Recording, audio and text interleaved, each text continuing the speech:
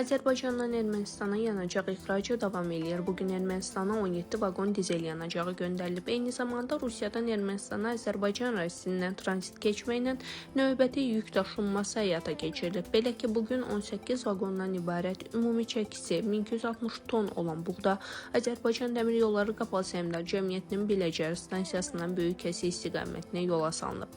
Xatırladaq ki, indiyədək Azərbaycandan Ermənistana 13.000 tondan çox dizel, 4.000 tondan çox AE92 və AE95 benzini ixrac olunub. Habelə Rusiyadan Ermənistana Azərbaycandan transit keçməklə 32.000 tondan çox taxıl, 7.000 tondan çox gübrə, 133 ton alüminium, 68 ton qarabaşaq və 414 ton antrasit göndərilib. Belə ki, martın 5-də 1984 ton dizel yanacağı yüklənmiş 31 ədəd vaqondan və 135 ton gübrə yüklənmiş 2 vaqondan ibarət Qatar Biləcər stansiyasından böyük kəsi stansiyası istiqamətində yola salınıb. Bundan başqa aprelin 11-də Azərbaycandan Ermənistana göndərilən 887 ton dizel yanacağı göndərilib. Mayın 9-da Azərbaycandan Ermənistana 8 vaqon dizel yanacağı yola salınıb.